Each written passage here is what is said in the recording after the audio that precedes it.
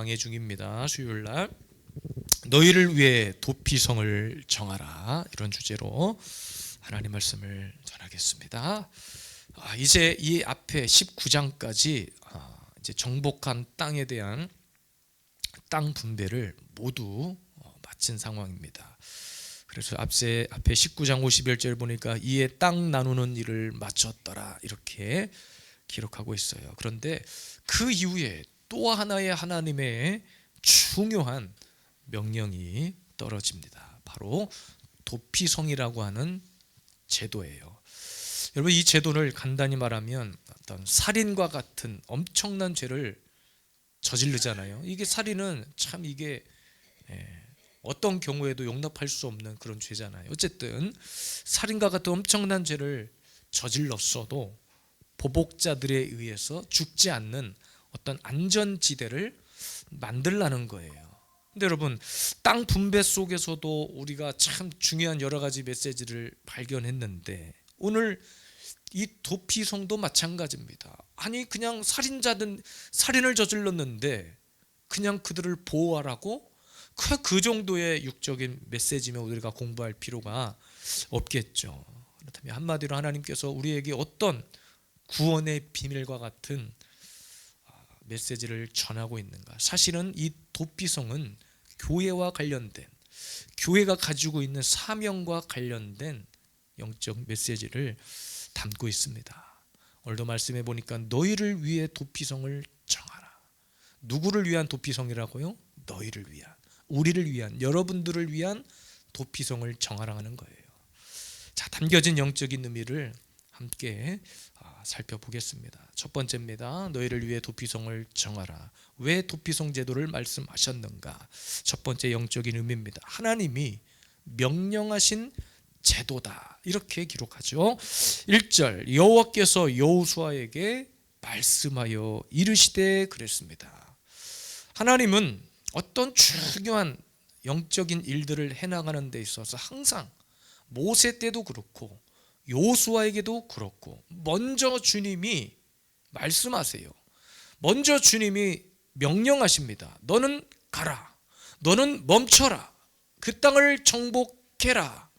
주님이 가라고 명령하신 거, 하라고 명령하신 거, 이것은 반드시 해도 되고 안 해도 되는 것이 아니라 반드시 하라는 거예요.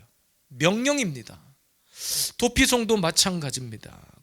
오늘 말씀해 보니까 부지 중에 살인을 저질렀다 그랬거든요. 부지 중에 살인을 저질렀다는 것은 고의가 아니라는 뜻이에요. 실수로 사람을 죽였다는, 물론 실수로 사람 죽인 것 자체가 용납되어지는 그런 죄가 될 수는 없겠죠. 아주 엄청난 범죄입니다. 그런데 단순한 인간의 범죄 이야기를, 살인죄만을 이야기하고자 하는 것이 아니에요. 여러분, 뜻하지 않게 내 의지와 상관없이 어떤 죄를 범할 때가 있잖아요. 우리가 어떤 살인을 저질렀다고 쳐요.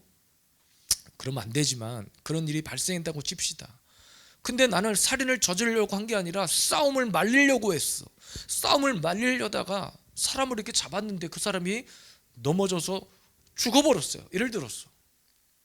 그러면 지금 이 시대에도 마찬가지예요. 사실 너무나 억울한 일이야. 나는 죽일 의도가 없었지만 그 사람이 내가 말리는 그 과정 중에 넘어져서 죽게 되는, 또 이런 일들을 얼마든지 우리도 당할 수 있죠. 근데 오늘 말씀에 뭐라고 명령하고 있냐면 피해 복수법이란 말을 쓰고 있어요. 피해 복수. 그러니까 역시 죽임을 당한다는 뜻이겠죠. 그래서 자살이나 살인을 저지른 자들은 스스로 그냥 어디, 요즘 소위 말로 짱 박혀 있다가 자살하거나 도망 다니면서 그냥 그렇게 유랑 생활을 하거나, 이 둘 중에 하나를 택해야 된단 말이에요. 그러니까 당시 시대적인 배경이 그랬어요. 그러니까 이런 본질적인 죄에 대한 분명한 이해를 가지고 주님은 명령하신 거예요. 그리고 도피처라고 명하십니다. 따라서 여러분, 여기에 담겨진 의미는 뭔가요? 죄입니다. 죄. 죽을 죄인이었던 저와 여러분들도 하나님께서 구원의 길을 열어주신 거예요. 무엇을 통해서? 예수 그리스도를 통해서, 교회를 통해서. 그러니까 여러분, 하나님의 명령하신 이 도피성이라고 하는 제도에 담겨진 영적인 의미는 하나님께서 우리의 죄의 문제를 해결해 주시는 유일한 구원자라고 하는 사실을 보여주는 겁니다. 하나님만이 유일한 도피성이 되는 거예요. 하나님만이 우리의 모든 죄악을 해결해 주실 분이라는 거예요. 그래서 오늘 말씀에도 보니까 누구든지 도피성 안으로 들어오면 보복당하지 않는다 그랬습니다. 실제로 유대인들의 전통에 따르면요, 실제로 도피성으로 향하는 그 길목 있잖아요. 도피성을 만들어 놓고 도피성으로 향하는 그 길만큼은 아주 누가 와도 쉽게 찾고 들어갈 수 있을 만큼 그 길이 잘 이렇게 정비가 되어 있다 그래요.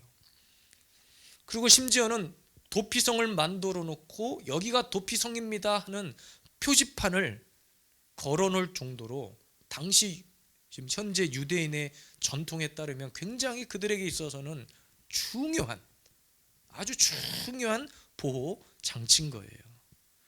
심지어 빠르게 도피성으로 도망할 수 있도록, 몸을 피할 수 있도록 그들만을 위한 교통수단도 따로 제공해 줄 정도로 굉장히 오늘날로 치면 어떤 비상구와 같은 역할을 하고 있는 거예요. 그러니까 여러분, 죄를, 그냥 우리가 눈에 보이는 육적인 죄를, 사람을 죽였구나, 큰일 났구나, 지금 이 수준에서 도피성 제도를 하나님이 말씀하시는 것이 아니라 죄악으로 물들어 있는 저와 여러분들, 죄인된 인간이 하나님이 아니고서는 도저히 피할 길이 없고 자유할 수 없다는 것을 오늘 말씀을 통해서 말씀하고 있습니다.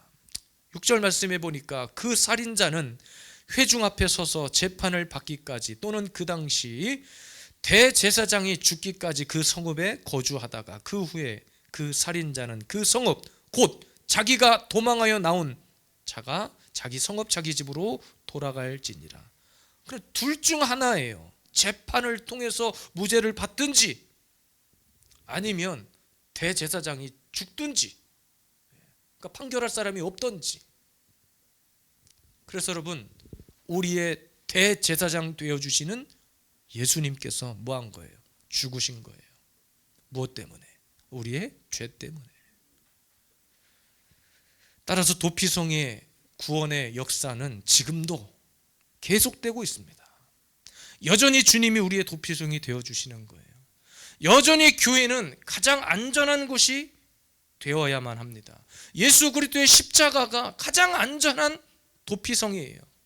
그 도피성을 예수 그리스도의 피값으로 오늘 저와 여러분들에게 주셨다는 거예요. 누구든지 예수 그리스도 안에 들어오면 사는 겁니다. 누구든지 말씀 안에 들어오면 사는 거예요.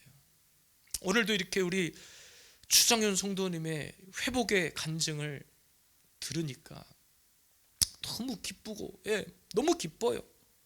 그래서 오늘도 우리 수요 예배 전에 빌립 전도를 하는데 제 아내는 입이 걸렸어. 그냥 귀에 기뻐서. 그럼 막 혼자 찬양을 하면서 막, 제 아내는 유독 음악에 대한 은사는 별로 이렇게 하나님 주시진 않았는데 계속 찬양을 부르면서 전도를 하고, 날씨가 조금 춥긴 했어요. 5시가 넘어가니까 춥긴 하더라고요. 근데 복음을 전하는 게 너무나 기뻐요. 아무나 붙잡고 막 이야기하고 싶어. 우리 교회 나오면 이런 회복의 은혜가 있다고 막 말하고 싶어요. 교회가, 예수 그리스도가, 그 십자가가 우리를 살게 한단 말이에요. 예수님이 우리의 영원한 도피처, 도피성이 되어주십니다. 이거 하나님의 명령하신 거라니까요. 우리를 살리고자 예수 그리스도를 우리의 도피성으로 보내주신 것이라니까요. 영원한 대제사장이 죽어야만 그 살인자가 집으로 돌아가서 자유함을 얻을 수 있다고 했는데 주님이 죽어주셨어요. 십자가를 지시고 우리의 죄를 사해 주셨어요. 예수 그리스도 안에서만이 우리가 온전한 자유함을 누릴 수 있다는 것을 여러분 기억하십시오. 그래서 예수님 당시에 간음하다가 현장에서 잡힌 여인이 있습니다. 뭐 잘 아는 이야기 있죠. 누구도 뭐라고 할 수가 없었어요. 마땅히 죽어야만 했습니다. 그렇지만 그 여인이 예수님 앞에서 구원을 받아요. 그리고 주님이 이렇게 명언을 남기시죠. 요한복음 8장 7절. 그들이 묻기를 맞이 아니하는지라 이에 일어나 이르시되 너희 중에 죄 없는 자가 먼저 돌로 치라. 죄 없는 자가 먼저 돌로 치라. 이렇게 예수님이 선포하신 이후에 어떻게 됐는가? 다 도망쳐 버렸습니다. 그 이야기는 뭐예요? 스스로 죄 없다 말할 수 있는 사람이 아무도 없는 거예요. 주님만이 유일한 우리의 죄 문제 해결책입니다. 이 땅에 많은 사람들이 그래서 하나님 없이 예수님 없이도 잘 먹고 잘 사는 사람들 입장에서는 우리에게 미쳤다고 하는 거예요. 야, 교회가 밥 먹여주냐? 교회가 너 좋은 집 살게 하냐? 교회가 너 좋은 차 타게 하냐? 교회가 너 좋은 대학 보내주냐? 아니요. 교회가 좋은 차를 타게 하고 좋은 집에 살게 하는 것이 아니라 교회를 통해서 하나님이 세상과 바꿀 수 없는 귀한 생명을 우리에게 주셨다는 사실입니다. 우리가 그것을 믿기 때문에, 그것 때문에 지금까지 힘들고 어려운 순간들을 참고 견디는 거예요. 예수 그리스도의 그 도피성 안에 거하는 거예요. 하나님 없이 사는 사람들, 새벽 말씀을 묵상하다가 다음 주 월요일 시편 말씀인데, 하나님이 없다고 말하는 사람들의 그 인생의 결말은 뭐냐? 지금은 나보다 더 잘 살고 저 떵떵거리고. 예전에 가르치던 어떤 제자가 저에게 그런 질문을 했거든요. 아무리 전도를 해도 교회 나오지 않는다는 거예요. 그러면서 그 친구는 늘 그런데, 야, 너 그렇게 교회 다니고 하나님이 복 주고 축복 준다고 하는데 우리 집이 니네 집보다 더 잘 살지 않냐 그러더래. 보니까 그 집 부모는 좋은 차 타고, 얼마나 좋은 차를 탔는지 제가 본 적은 없지만 좋은 차 타고 넓은 집 살고 그랬는가 봐요. 돈도 잘 쓰고 그랬는가 봐요. 근데 복음을 전하려고 하니까 너는 교회 다닌다면서 왜 그렇게 힘들게 사냐는 거예요. 그러니까 그 친구 입장에서는 더 이상 할 말이 없는 거죠. 근데 이 원리를 알면 하나님 없이 사는 사람이 과연 진정한 삶의 위기가 오고 아픔이 찾아왔을 때 진정한 도피처가 그들에게는 과연 있을까? 통장에 돈을 수십억 쌓아놨다고 생각해 봅시다. 오늘날 나라의 경제가 위청거려서 은행이 파산했다고 칩시다. 그거 어떻게 될까요? 통장에 찍힌 수십억? 아무것도 아니잖아요. 그거 넓은 집, 좋은 집, 큰 집 사는 거 아무것도 아니라니까요. 제가 여러 번 말씀드렸죠. 삼성 이건희 회장이 죽을 때 뭘 가져가던가요? 뭘 가져가냔 말이야. 그분이 이 땅에 사는 동안 누린 것은 있었겠지만 하나님 없이 누린 거, 하나님 없이 살아왔던 거, 저는 후회하며 갔을 거라고 생각합니다. 갑자기 이름이 생각이 안 나는데 그 중 이름이 뭐죠? 유명한 어쨌든 그분이 죽으면서 후회하고 갔어. 자기가 생전에 중으로서 사람들에게 인지도를 쌓고 그런 불자들에게 가르쳤던 진리가 하나도 쓰잘데기 없는 거였다는 것을 나중에는 그도 인정하고 후회하고 갔단 말이에요. 성철스님 맞아. 성철스님. 그때라도 깨닫고 갔으니 당일지 모르겠는데 아무것도 아니라는 겁니다. 그러니까 그 인생의 도피성이 어디였냔 말이에요. 절에 가보면 계속 비워라, 참아라, 인내해라 그러면서 막 눈에 보이는 수양을 하잖아요. 뭐 무건 수행이니 무슨 수행이니 한단 말이에요. 근데 그거 그렇게 평생 했는데 남는 거 없더라니까. 성철 스님이 그렇게 이야기하고 갔잖아요. 평생을 사람들에게 그렇게 가르쳤다니까요. 그런데 가지고 간 건 아무것도 없어. 결국 그 인생의 안전한 피난처는 그 어떤 곳에서도 없었습니다. 하나님이 예수 그리스도의 우리의 유일한 도피성이 되어주시는 거예요. 도피성 안에 거하기만 하면 피의 보복을 면하는 거예요. 여기서 피의 보복은 마귀의 공격을 말합니다. 마귀는 죄의 올무를 던져서 우리를 죽이려고 하거든요. 반드시 마귀는 피를 봐야 끝장이 나는 거예요. 피를 봐야. 그러니까 죄의 올무에 그 죄의 덫에 걸려서 우리가 죽는 것을 봐야 끝나는 거예요.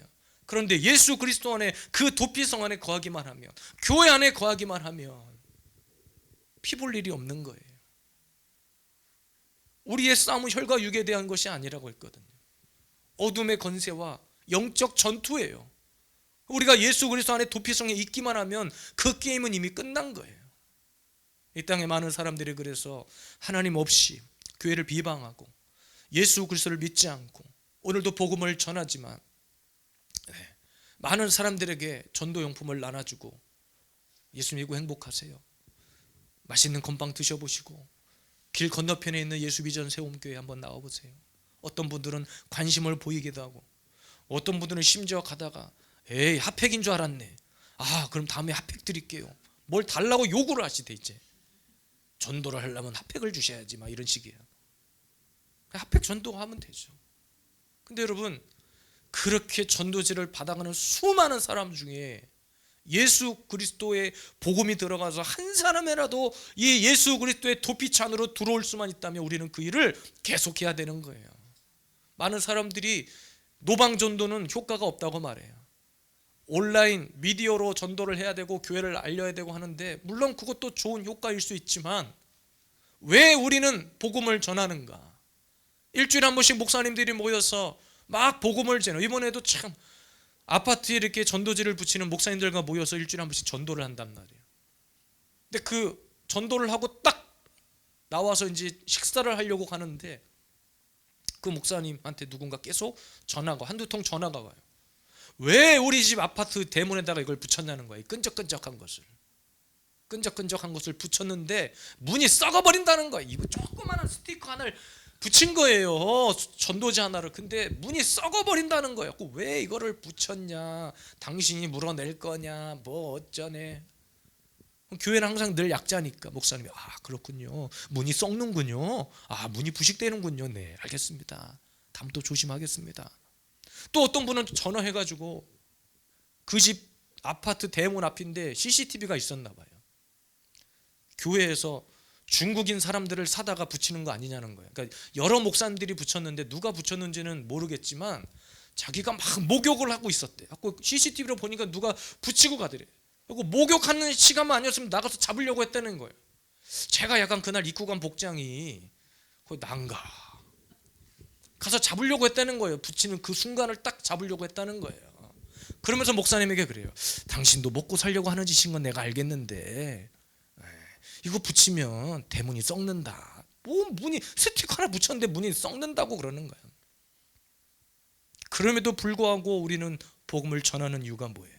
예수 그리스도가 유일한 도피처이기 때문에. 그렇게 해서도 하나님이 찾는 한 영혼이 있기 때문에. 그 전화를 받는 목사님이 기쁘신가 봐. 야, 목사님 근데 왜 이렇게 웃으세요? 그랬더니 이렇게 해서라도 자꾸 그분하고 자기는 소통하고 싶대. 하고 그분 전화번호를 저장해가지고 메시지라도 보내주고 싶다는 거예요. 자, 그러니까 하나님께서 목사시킨 것 같아, 그분. 오늘도 하나님이 저와 여러분들에게 유일한 구원의 방패, 유일한 도피처, 유일한 도피성이 되어주십니다. 주님 안에만 있으면 죄 문제가 해결되는 거예요. 주님 안에만 있으면 피해 보복에서 면해지는 겁니다. 오늘도 끝까지 예수 그리스도 안에서 자유함을 누리시기를 주님의 이름으로 축복합니다. 두 번째입니다. 도피송 제도의 두 번째 의미는 장로들은 죄인을 받아라, 이렇게 기록해요. 4절 후반절 말씀해 보니까 그들은 그를 성읍에 받아들여 한 곳을 주어 자기들 중에 거주하게 하고. 그러니까 여러분, 당시에 죄인들이 죄를 짓고 급히 어떤 마을로 들어갔겠죠. 들어가서 4절 말씀해 보니까 장로들의 귀에 자기의 사건을 말할 것이요 그랬습니다. 그때 장로는 그들을 받아줘라 그런 거예요. 그리고 5절 피해 보복자에게 그 살인자를 내어주지 않아야 된다. 이것이 하나님의 명령입니다. 그러니까 재판 전까지는 품어주면 되는 거예요. 모든 판단은 하나님 앞에 맡기고. 여러분, 교회는 이런 곳이어야 돼요. 교회는 죄인들의 도피성이 되어야 합니다. 교회는. 그러니까 오늘날 교회, 진정한 교회의 모습을 찾아보기가 힘든 거예요. 담배 피는 사람이 교회에 왔어요. 옆에 지나가기만 해도 담배 냄새가 나요. 그러면 우리는 어떻게 해야 될까요? 담배 냄새가 그냥 머리가 아프네 어쩌네. 아까도 밖에서 전도를 하다 보니까 누군지는 모르겠는데 그 와중에 누가 옆에다 담배를 피고 씩 지나갔나 봐요. 그래서 제가 아내한테 어디서 이렇게 담배 냄새가 이렇게 나는 거야. 아무도 담배 핀 사람 본 적이 없는데 담배 냄새가 막 진하게 나니까. 그럼에도 불구하고 그분이 뭐 어떻게 했든지 간에 우리는 우리가 해야 될 일을 하는 거죠. 그러니까 여러분, 교회는 그런 곳인 거예요. 우리가 교회 안에서 이렇게 거룩해 보이고 신실한 성도지만 밖에서 무슨 죄를 우리가 어떻게 하고 왔는지는 아무도 몰라요. 주님만 알아요. 근데 우리가 감히 뭔데 사람을 판단해서 누구는 들어와도 되고 누구는 들어오면 안 되고 그걸 판단할 자격이 우리에게는 없는 거예요. 장로들은 죄를 받아라. 목사는 여러분들이 무슨 죄를 지었든지 간에 함께 나와서 엎드려 있는 이 순간에 저는 그들을 위해서 기도할 거고 그들을 위해서 축복할 거고 그들은 하나님의 말씀을 듣고 깨달으면 주님 앞에 회개하고 돌아와서 하나님과 1:1 사이의 관계에서 회개하고 돌아올 일이지, 내가 사람을 판단해서 저 사람은 교회에 있어도 될 사람, 저 사람은 들어오면 안 될 사람, 그러면 안 된다는 거예요. 예수님 당시의 장로들처럼 없는 죄도 만들어내요. 당시 예수님 당시 초대교회는 어땠어요? 예수님 한 사람 잡아 죽이려고 없는 죄를 만들어내는 거예요. 그래서 그때는 더 이상 교회가 도피처가 되지 못했습니다. 세상의 조롱을 피해서 달려왔는데 교회가 더 야박하게 발로 내쳐버릴 때가 있어요. 부목사로 사역했던 교회가 규모가 조금 있었어요. 앞에서 새벽에 찬양을 인도하고 있는데 2번 정도 제가 그런 경험을 했네. 아이들이 어렸을 때 기억나는지 모르겠네.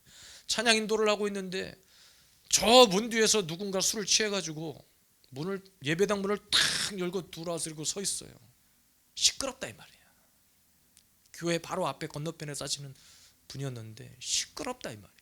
근데 그때가 언제였냐? 새벽 예배 시간이었어요. 새벽에 특별한 이렇게 예배가 있어서 새벽에 경배 찬양을 하고 제가 찬양 인도를 하고 있었고 저는 정면으로 그분을 바라보고 있는 거예요. 기타를 치고 그분이 아무 말 없이 이러고 서 있다가 뚜벅뚜벅 교회 중앙으로 걸어 나오기 시작하셨어. 싫어합니다. 전 찬양 인도를 하고 있었어요. 점점 제 앞에 가까워지고 있어요. 근데 누구도 그분을 제지하지 않았어. 제 바로 코앞에 올 때까지도. 그래서 저는 기타를 메고 있잖아요. 여차하면 기타를 어떻게 해서라도 방어를 해야 되겠다 다 생각하고 찬양하고 있는데 다행히 같이 찬양을 하고 있었던 부목사님 한 분이, 가장 연약해 보이는 부목사님 한 분이 달려나가서 그분을 어떻게 해서 잘 옆으로 이렇게 모시고 나갔어요. 만약에 여러분 우리가 그 상황에서 갑자기 찬양을 멈추고 성도들이 벌떼같이 일어났어. 막 소리를 지르고 그분을 막 멱살을 끌고 나가서 업어치기를 하고 만약에 그랬다고 생각해 보세요. 근데 그러고 난 그런 일이 있고 난 이후에 그분이 멀쩡한 정신 상태에서 교회 앞에 사시는 그 건물 앞에서 또 한 번 만난 적이 있어요. 근데 그때는 너무 젠틀하셔. 너무 사람이 착하고 그래요. 자초지정을 이렇게 얘기를 하니까 새벽부터 자기는 너무 시끄러웠더니 그분 말이 맞는 거야. 그분 말이. 얘기를 들어보기 전까지는 우리는 함부로 판단할 수 없는 거예요. 만약에 그분은 시끄러워서 항의하려고 왔는데, 물론 우리 입장에서는 예배를 방해했다 생각할 수 있지만 그분 입장에서는 시끄러웠다잖아. 근데 그분 시끄러운 게 맞는 거 아니에요? 새벽부터 드럼 치고 기타 치고 막 찬양을 했으니. 그럼 교회가 어떻게 해야 될까요? 가서 막 같이 멱살 잡고 막 소리 지르고 싸우면 됩니까? 그럼 여러 명이 몰려가가지고 그분 한 사람 우리가 이겼다 칩시다. 그걸 우리가 승리한 겁니까? 아니요, 그렇지 않다는 거예요. 딱 얘기를 더 보니 그분의 마음이 120% 이해가 됐어요. 그럴 수 있겠다. 얼마나 시끄러웠을까 새벽에. 여름에 연합 캠프를 한다고 그 본당에 한 500명 정도가 모여서 막 캠프를 했어. 밤새도록 찬양을 했어요. 또 민원이 들어왔어. 그럼 가가지고 막 멱살 잡고 우리 예배를 네가 뭔데 방해하냐 그래야 됩니까? 지혜로워야죠. 그러니까 여러분, 교회는 그들도 품을 수 있는 곳이어야 돼. 복음을 전하려면 그들을 그렇게 품는 거예요. 그러니까는 말이 교회가 약자고 목사는 항상 약자여야 합니다. 말이 그것이 아니라, 싸움 힘이 없어서 그들에게 숙이는 것이 아니라 복음을 위해서, 그들의 도피처가 되어주기 위해서 우리는 숙이는 거예요. 교회는 그런 죄인들의 도피성이 되어야 합니다. 그러니까 교회 딱 오면 어떤 친정집 같은 느낌이어야 돼. 교회만 오면 평안이 찾아와야 돼. 사람이 많고 적음을 떠나서 교회는 로뎀나무 같은 쉼터가 되어야 돼요. 그래서 할 수만 있으면 저는 교회를 계속 오픈시켜 드리고 싶어. 물론 좀 뜻하지 않는 불청객들이 찾아오기는 해요. 이렇게 밤 늦게 보면 남녀 커플이 와가지고 막 이렇게 부비부비하고 갈 때도 있고 그래요. 교회는 누구든지, 내가 술에 취했든지 담배 냄새가 나든지, 술에 취한 사람이 교회 들어와서 기도하는 모습을 본 적이 있어요. 제 아내가 갑자기 전화해가지고 교회 와서 기도하고 있는데 부목사 때 교회 어떤 분이 들어와서 기도 좀 하고 가도 되냐고 그랬나? 아마 그랬을 거예요. 그분이 술이 조금 취했어. 그럼 뭐라 그래? 술 먹었으니까 다음에 오세요 그래요? 아니요. 그분은 술 기운에라도 하나님을 만나고 싶은 거잖아요. 그럼 교회가 그분의 도피처가 되어 주어야죠. 그리고 언젠가 술이 다 깨었을 때 그분도 알 거예요. 자기가 그런 모습으로 와서 민폐를 끼쳤다는 거 그분도 알 거예요. 그러니까 교회는 늘 품는 데 익숙해야지 내쫓는 데, 사람 걸러내는 곳이 아니라는 거예요. 새벽에도 보니까 어제는 10분 정도 예배를, 새벽 예배를 드렸어요. 새벽 예배가 부흥하고 있어요, 여러분. 우리 또 뒤에 우리 성도님도 새벽에 나와서 기도하시고, 저희 교인이 아닌데 새벽에 나오시는 분들이 몇 분 계셔서 너무나 감사해요. 그러니까 제가 말씀드렸잖아요. 2026년도에는 우리 교회가 기도 맛집으로 소문이 나야 된다. 그냥 가다가 오갈 데 없어서 그냥 예배 드리러 왔다가 아니라, 이곳에 오면 기도가 되고, 이곳에 오면 예배가 있고, 이곳에 오면 가슴이 평안하고, 그런 교회가 되어야 합니다. 이 교회에 왔더니 마음이 평안이 있고, 오늘도 요양원 예배를 드리는데 늘 한 분, 어르신 한 분이 아주 반응이, 리액션이 너무 좋으셔. 제가 성함은 모르겠어. 그분은 제가 무슨 말을 해도 좋다, 아멘이야, 수고했어, 뭘 해도 무조건 그렇게 리액션이 좋아요. 여러분, 그분만 생각하면 매주 가야 돼. 처음 요양원 사역을 시작할 때 그러니까 많이 고민을 했어요. 이 사역에 내가 과연 매일 수 있을까? 그래서 그 요양원 사역을 시작할 때 원장님에게도 제가 이렇게 고정으로 어떻게 매주 오게 될지는 잘 모르겠다, 장담을 못 드렸어요. 근데 가서 어르신들을 만나서 예배를 해보니까, 예배를 드려보니까 그분들은 그곳이 도피처야. 도피성이 가장 안전한 곳이고 가장 그들을 잘 지켜 보호해 줄 수 있는 곳이 그곳이더라고요. 예배가 부흥했어요. 새로 어른들이 오시면, 어떤 분은 천주교 다니시는 것 같은데 계속 제가 앞에서 찬양 인도하면 계속 이래요. 근데도 맨 앞에 앉아서 찬양 열심히 부르시고 한단 말이에요. 막 부흥해요. 새로 들어오시는 분이, 어떤 분은 이렇게 부모님을 찾아 면회 오신 가족들이 여기 이렇게 예배를 드리고 찬양을 하니까 너무 좋다고 매주 이렇게 하고 있다고. 그러니까 제가 찬양 인도하면서 가까우니까 그렇게 상담하는 소리가 들려요. 하나님, 제가 할 수만 있는 대로 그러면 여기 와서 어르신들을 매주 만나야 되겠네요. 그게 벌써 1년이 됐네요. 1년이. 몇 달 못 할 줄 알았는데 1년이 됐어요. 그러니까 여러분, 항상 교회는, 예배하는 곳은 그런 곳이어야 합니다. 우리 교인 중에 사업이 안 좋아서, 사업이 망해서 어려움 당한 자가 있으면 가장 먼저 달려가서 우리가 그를 품어줘야 되고, 가장 먼저 달려가서 그 어려움을 같이 끌어안아야 되고, 우리 권사님이 처음 그 질병 소식을 전했을 때도 누구보다도 우리가 가슴 아파하고 함께 기도하고 기도를 선포하고, 제가 기도를 포기하지 말자, 방심하지 말자, 계속해서 기도하자. 하나님이 그 영혼을 붙드시잖아요. 그리고 그 영혼이 스스로 입술로 고백하잖아요.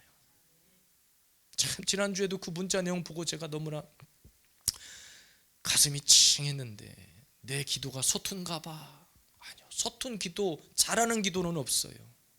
무슨 말이든지 주님은 다 응답하십니다. 나의 작은 신음에도 응답하시니, 작은 신음에도 응답하는 거예요. 형식의 문제가 아닙니다. 하나님과의 소통의 문제지. 교회가 이런 안전한 도피처가 돼야 됩니다. 죄인들을 용납하는 거예요. 여기서 말하는 죄는 막 하나님을 부인하고 막 뭐 그런 이야기를 하는 것이 아닙니다. 이 땅에 살면서 죄인된 우리의 모습, 아직도 꺾이지 않은 내 안의 속사람, 변화되지 않는 나의 이런 연약한 모습들, 그럼에도 불구하고 여전히 나를 품으시는 그 하나님, 오늘도 우리 교회가, 여러분의 삶이 그렇게 낮아지기를 바라고, 교회 들어오는 문턱은 항상 낮아야 돼요.